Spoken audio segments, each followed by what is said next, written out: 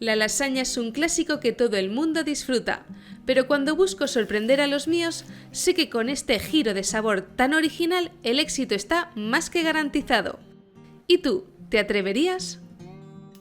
Para elaborar esta versión necesitaremos 500 gramos de calabaza. Toma la cantidad que necesites y comienza retirando su piel. Si lo haces con un pelador, el proceso será mucho más fácil y rápido. Seguidamente, córtala en dados pequeños, tal y como estoy haciendo yo. Por otro lado, contaremos con una cebolla. Pélala y pícala también. Vámonos al fuego. En una sartén con 2 cucharadas de aceite, vierte la cebolla junto con un poco de sal. Sofríe a fuego bajo. Cuando ésta esté pochada, incorpora los dados de calabaza.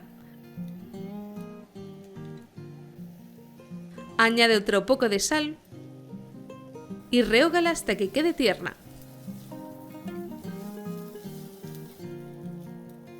Más tarde, deja un hueco en el centro de la sartén y vierte 300 gramos de longaniza sin piel. Con ayuda de una espátula, pícala para poder cocinarla como carne molida.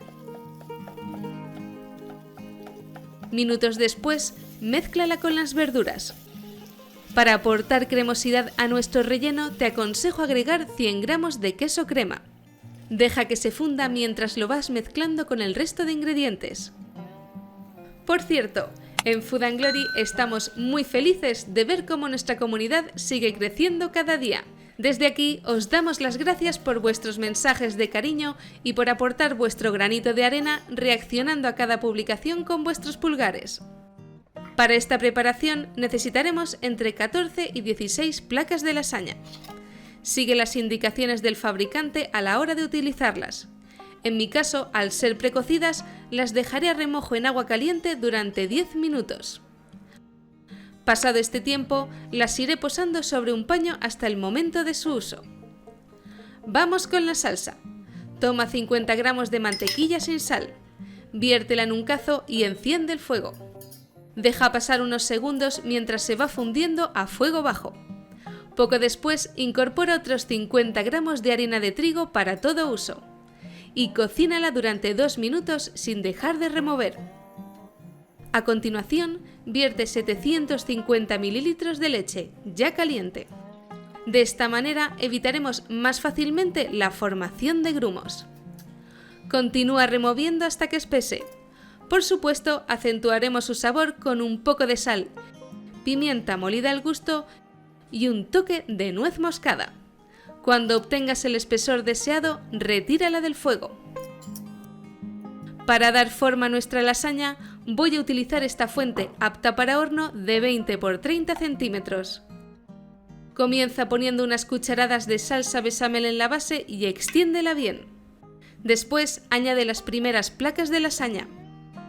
Aprovecho este instante para mandar un saludo muy especial a Ana Cázares y Choni Fernández, 2 grandes seguidoras de las recetas de Food & Glory. Gracias por vuestro apoyo, amigas.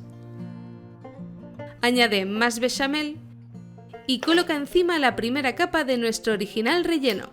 Ten en cuenta que deberás dividirlo en 3 partes iguales, ya que formaremos 3 capas con él. Cúbrelo con más placas de lasaña, esta vez en sentido contrario a la primera que pusimos. Solo nos queda repetir 2 veces más los pasos mencionados anteriormente.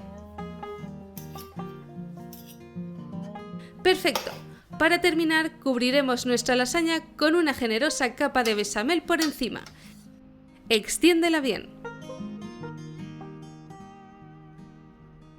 Y culminaremos con queso rallado por toda la superficie.